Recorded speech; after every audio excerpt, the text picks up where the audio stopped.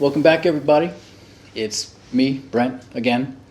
And for those of you that remember me from the last video, Painting Michael Myers Part 1, you'll know that we ended that one with a bit of a setback. So please watch that video if you haven't already. If you are at all curious about the details that have brought us to this point and to the particular issue that we've run into. If you don't care, then I guess don't watch. Basically, I started work on the painting and it was not working out. It did not look good. And to be honest, that's very normal for me. After some reflection, I came to the conclusion that the lack of success with the painting was really due to a lack of focus, and specifically too much focus on one particular aspect and not at all enough on another. Deep down inside, I believe that I knew I was unprepared to start that painting. Of all of the work I had done up until that point, I had not done one study from life. And I had the mask right there in front of me the whole time. It's the perfect reference. Attempting to paint that painting at that time was like trying to race a 78 Chevette against a Corvette. And that reference is for those who are old enough to know what a Chevette is. For everybody else, the point is we are just not going to win that race. And that's what I was trying to do. And man, I tell you, I got busted being silly and foolish. So, lesson learned. And over the past day or so, I've gotten pretty serious about my mask and my setup. I've spent the extra time to get it put up just the way that I want it. Tomorrow I will get my paints out and we will be spending some time exploring the right colors and values of our subject from life. And then we will have some retained knowledge of that subject, plus we'll have the studies for future reference.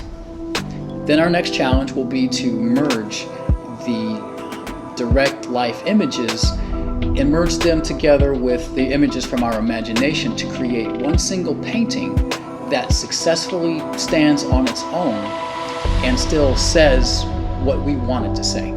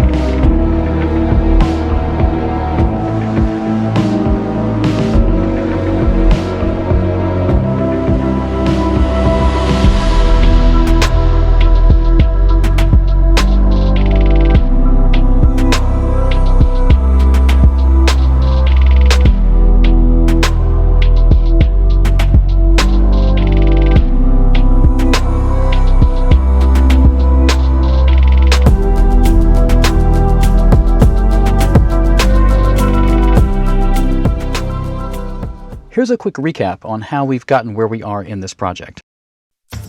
First, we made some sketches, putting our rough ideas onto paper, until we found the one that had some substance. Then we took that sketch and refined that idea further in the form of a charcoal drawing. This drawing played the part of a second draft sketch, being a little bit more refined and detailed. We found some interesting concepts and a way of thinking that would carry us through the entire piece. After this, we decided to climb Mount Everest, even though we didn't know how to climb. We jumped right in, started our painting, totally unprepared, and like Everest, plummeted horribly to a bone-shattering death.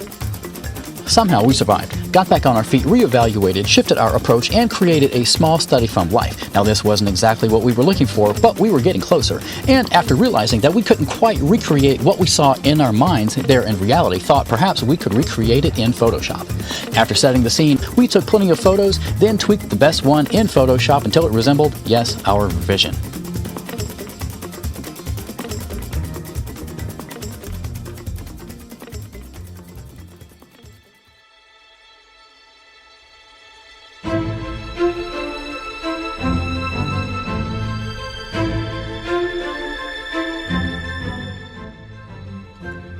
After my first study, I realized that I wasn't knowledgeable enough about setting up my lights to achieve what I really wanted. And that's why I decided to paint from a photo, because I know that I could come closer to matching my imagination in Photoshop. And I think this is the best approach to painting this painting.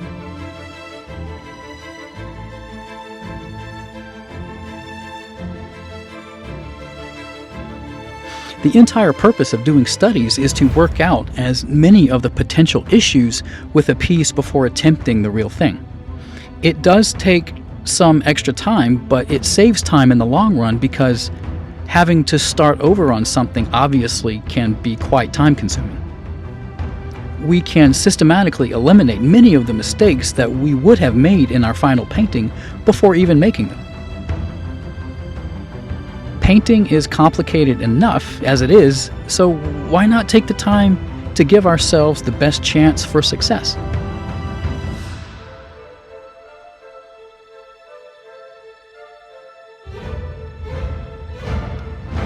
By doing this last color study, I familiarized myself with the values and colors needed to achieve the effect, and developed an understanding of the palette that I will be using. I had Venetian red on my original palette and I didn't use it at all. And since the picture is so tonally dark, the black mixture created with ultramarine and burnt umber is just not sufficient. So the palette that I will use in the final painting will consist of all of the same colors minus Venetian red with the addition of cadmium yellow and ivory black. My study is done. I'm pleased. It looks very much like what I want our final picture to be, and having done what I now believe is the appropriate amount of work, am confident that we are finally ready to start on our painting.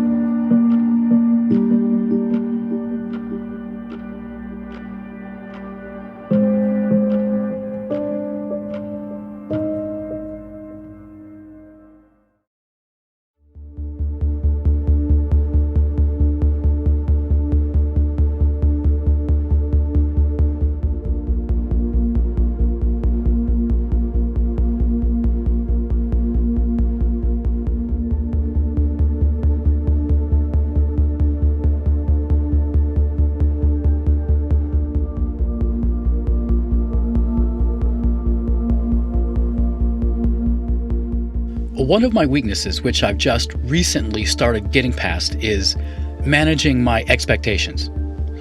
Essentially, I have this idea in my head of the artist that I want to be, what I want to create, and the way that I want to create it. In the past, I would start a painting, and the moment I thought it fell short, I either started totally over, or I scrapped it altogether and started on something else. And I used to think that this was me moving towards perfection. But after years of not progressing, I realized that 1, there is no such thing as perfection, and 2, no one, and I mean nobody, is born being the person that he or she will eventually become. Even Rembrandt had to become Rembrandt.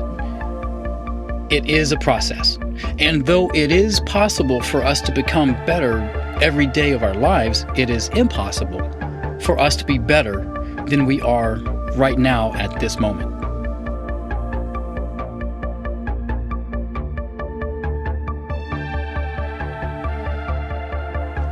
We compare ourselves to those we admire to inspire us and push us forward.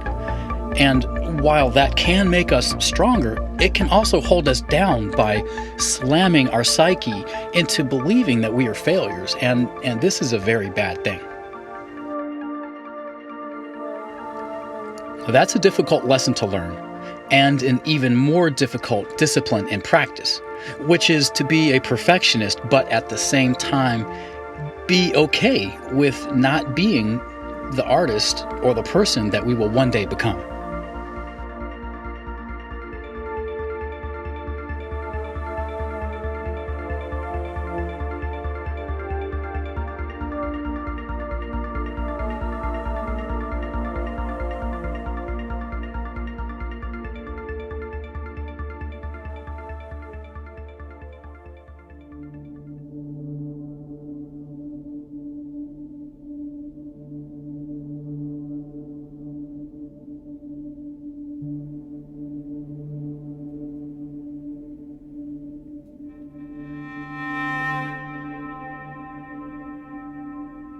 I start the last part of our Michael Myers with the details. I added the last bit of marks, keeping in mind the surface of the latex mask, the sound of the material being pulled, and the very distinct smell of the inside of the mask. If anyone has ever worn one of these things, they'll know exactly what I'm talking about. I tried to hint at the porous and somewhat grainy texture.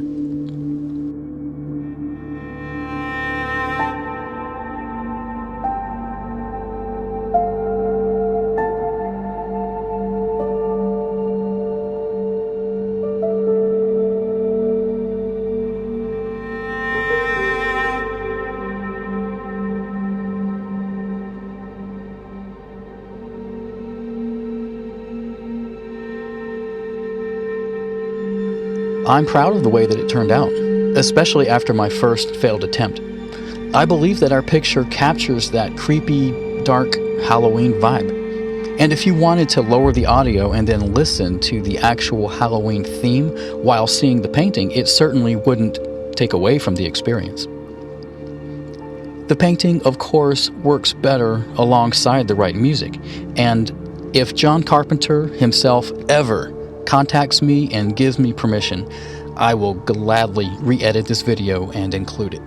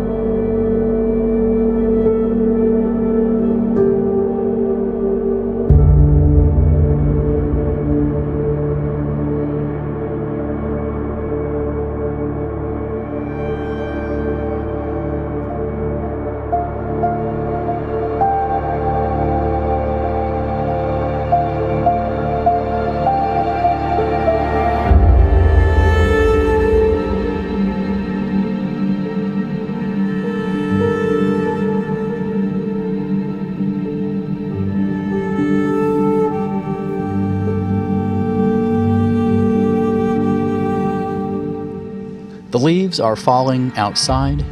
There's an unmistakable chill in the air. Halloween is here once again, and many of us could not be happier.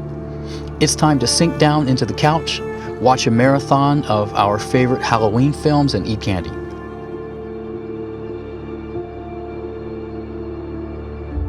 Thank you everybody for joining me and watching, and have a very happy Halloween, and I'll see you next time.